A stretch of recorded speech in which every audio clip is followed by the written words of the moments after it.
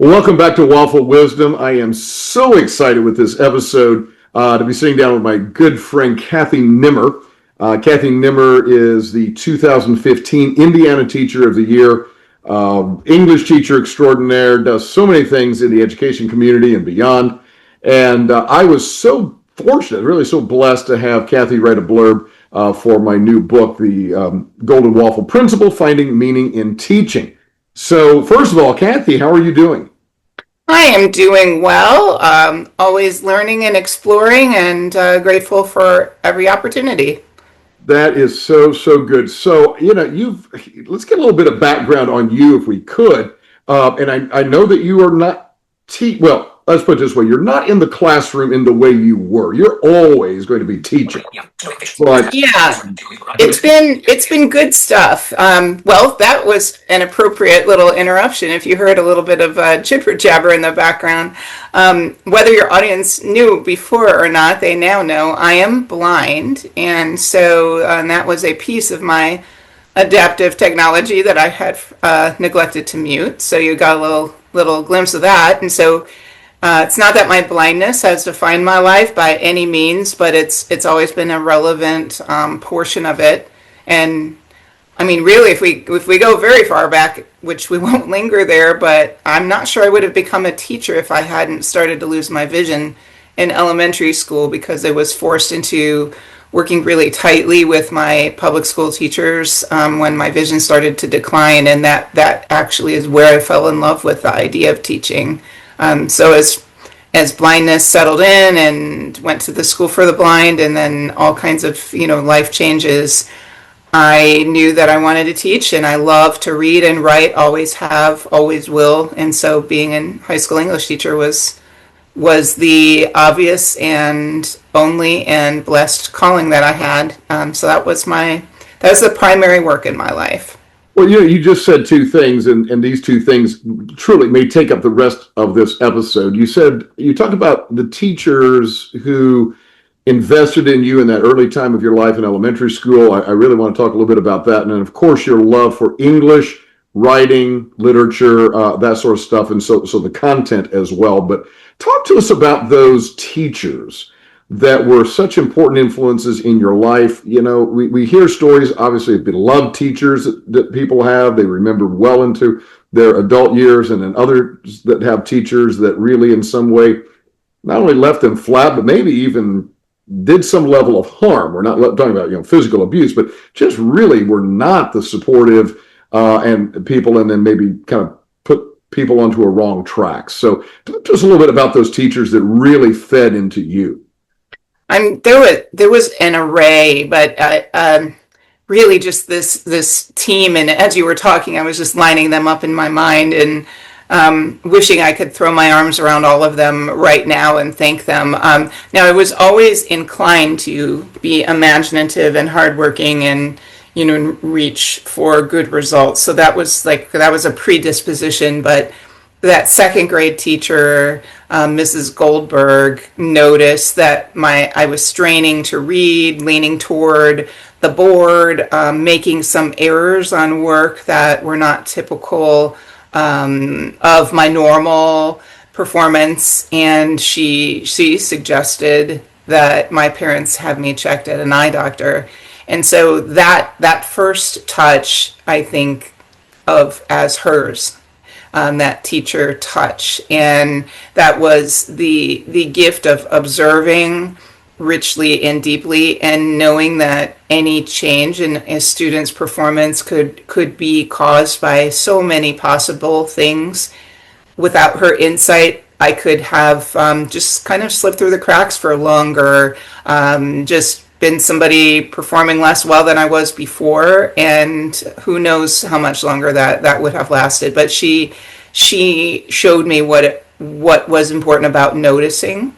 And then that bounced me up to third grade, when I was in the process of being diagnosed with a rare retinal degenerative disease. And that was a lot of eye doctors who didn't see anything wrong at the beginning, and told my parents I was making it up to get attention. Oh my. Yes, absolutely. All the way, though, to landing in an exam chair at the University of Chicago and becoming a research patient there. It was a long journey, and that took up a lot of days that I missed during third grade. And Mrs. Riggs was the one who always welcomed me back with a big hug, but always also took me to the side, to a side table to catch up on the things I had missed. And so, whereas Ms. Goldberg showed me the importance of noticing, Mrs. Riggs is the one who showed me that I could learn, no matter whether I could see everything, some things, or nothing. And that was important to me because the world was kind of tilting sideways at that point, and I was scared and felt very different from everybody, and just it would have been an easy time to just stop. And she didn't stop. She didn't stop holding me accountable to things.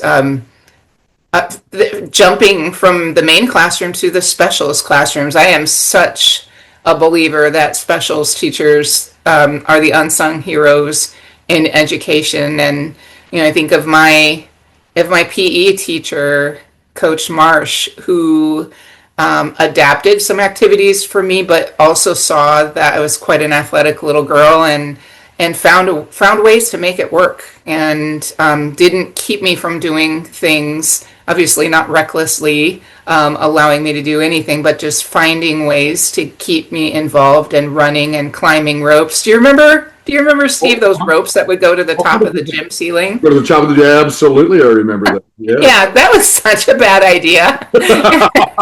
We look back on that now and say, what were they thinking? No kidding, with a little 3-inch crash mat down below. But I was the only girl who could do that, and I did that with aplomb, all the way to the top. And so he helped me find courageous things that I could still do, including running on a track with some verbal cues. I mean, I could still see plenty, but it was restricting, as time went on. And he was amazing. And my art teacher, Mr. Bender, found different things that were more tactile and more color contrasted so that I could be active in art. And, today I make Byzantine necklaces out of the chainmail jewelry that I offer, and raise donations for the guide dog school where I get my dogs. And I have to believe that started back with Mr. Bender. And my last year in public school was 5th grade, and that teacher, Mrs. Baker, she was great anyway, but we were looking at the School for the Blind, which was 3 hours away from home. And that was devastating, my family structure, to even consider that I would go down there and live down there from Sunday to Friday and come home on weekends. She went with us. She went with us to the school on a tour so that she could use her teacher gaze to understand if the educational rigor was high enough. And I just still just can't believe that. Of course, I can't remember, was that during the school year? When was that?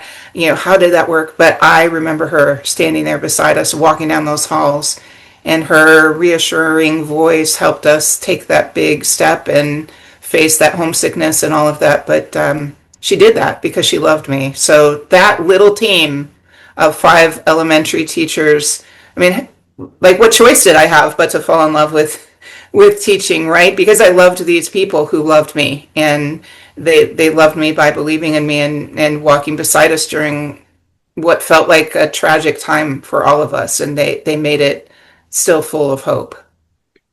Well, I was going to say you had me at the word Byzantine, and then you kept me at the word chainmail, but that your joy, that can be a conversation for another time. You said the key word there, though, Kathy, is love. Yes. From the noticing, of that Mrs. Goldberg, right on through all the others, to see things in you, but to care enough to do the particular things that you needed. Here's right. One child that I need to do something for. And that's love. And I've talked about this with a number of other teachers, and you remember a fellow, Gary Abood, who was the Michigan Teacher of the Year in 2014. He and I talked about this one time on a former podcast that we had, that you really do have to love the children before you teach them. And yes, obviously someone can come in and just disseminate information, but that's not teaching. And that's not real education. Real education involves that humanity and that love, and you clearly receive that in spades. And I've seen you in action. I know that you give that out. So why English? You said something about loving the writing, loving the literature.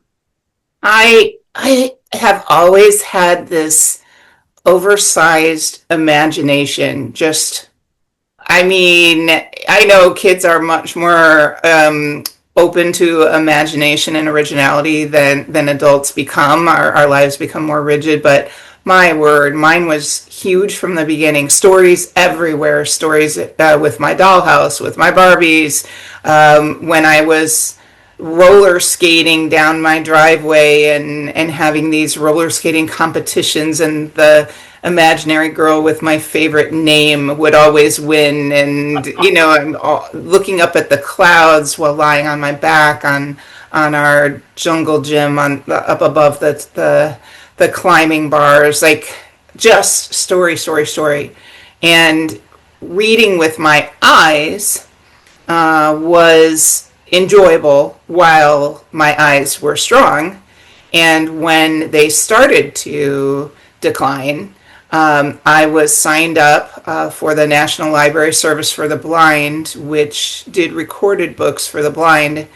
And I'll be aging myself. You'll be right in that thread here, not by not just talking about the ropes from the gym ceiling that we climbed, but that the early recorded books that I was introduced to were on records. Had an adapted record player and these records, and oh my word, I remember lying in my bedroom in my canopy bed with all the ruffles and such, and listening to a scratchy version of one of the Little House on the Prairie books, and just couldn't do anything but just dive into the reading.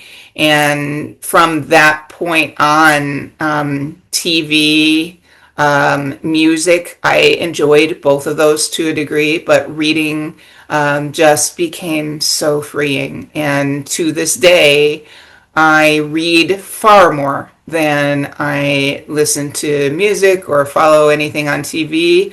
It's my escape. It's my joy.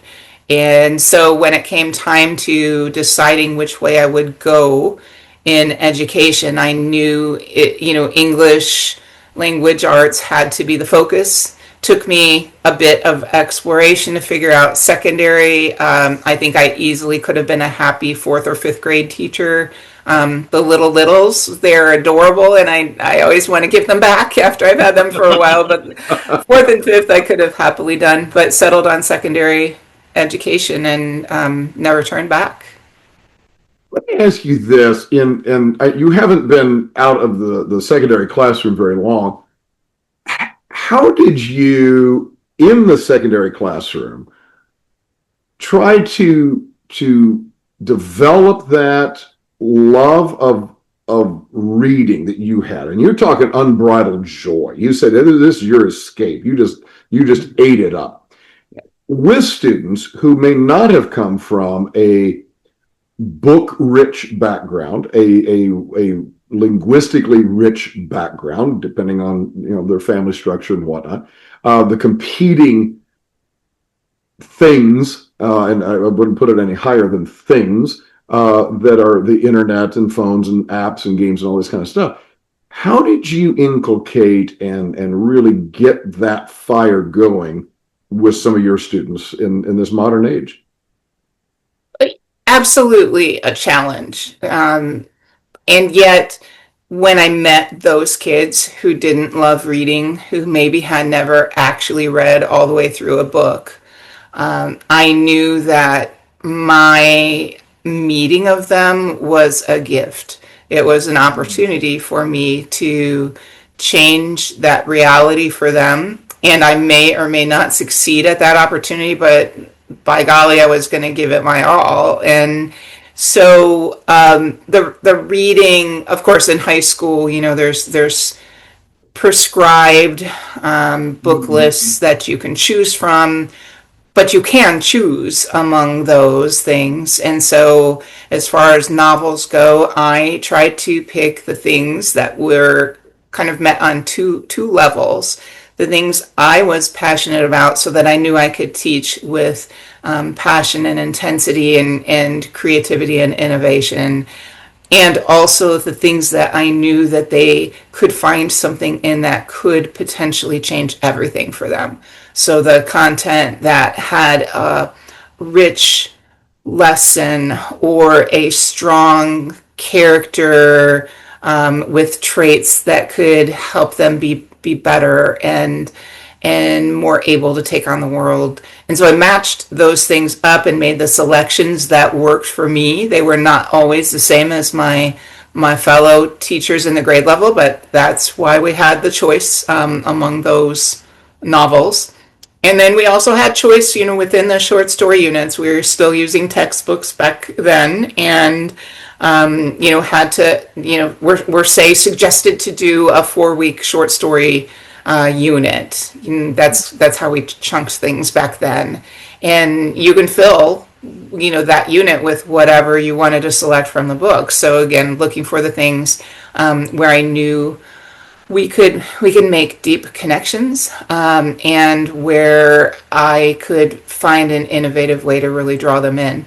So that was a beautiful challenge, Steve, because it blended my love for literature with my innate creativity.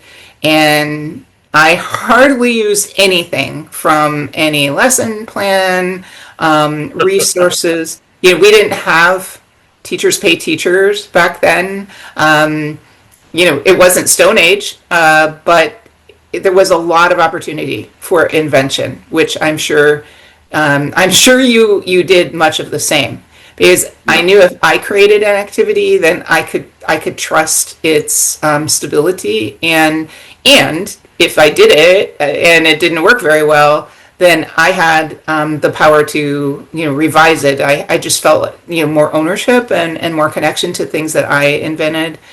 So yeah, we did all kinds of things. For the Gift of the Magi, beautiful story. We gathered in a circle on the floor, and they each had 2 little pieces of paper, and those papers had numbers on them. And I told them that those numbers represented grab bag, kind of a gift drawing thing. But they couldn't keep their numbers, that the activity had to be that they needed to give their number to somebody, and they needed to say that person's name, their first name, look them in the eye, and say, I give this to you because, and then they had to give a specific affirmation to that person and hand it to that person, and then the recipient had to say thank you. And then and the goal was to give anytime you got one, you're looking for the next person to give. And so did it one at a time so that everybody could hear it. And if you could imagine teenagers starting this, it was awkward beginning, but man, when that got going, people were able to say things to each other from James, I'm giving this to you because you probably don't remember, but in 3rd grade, I had a broken leg, and you always held the door open for me as I walked through on crutches, and I appreciated that. And so things like that to, you're always smiling, or I think you are one of the nicest people I've met, or like all these compliments. And once I got going, again, the whole idea was to get rid of the thing they had and to give. And the more you receive, the more you give. And then at the end, of course, because Gift of the Magi is, has a pop ending, there had to be a pop ending to my thing. And I told them that there were no grab bag gifts.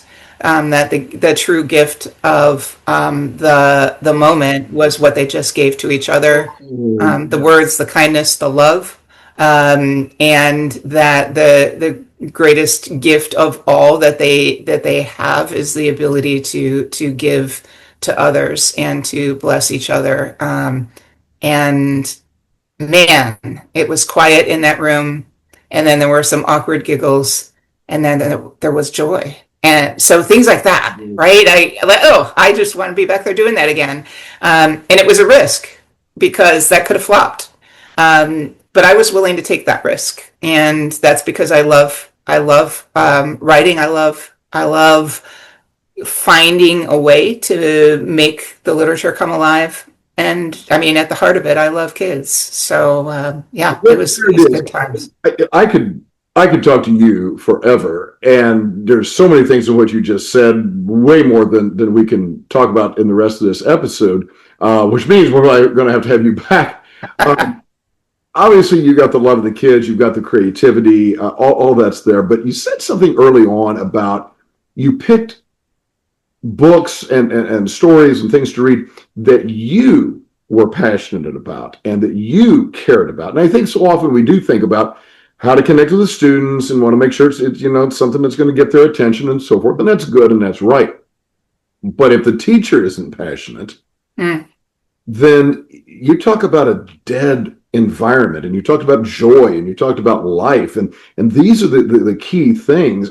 What would you say to younger teachers that are just starting out, whether it's in your field of English language arts, it doesn't matter if it's physical education, the sciences, or what, or elementary or middle school, whatever level?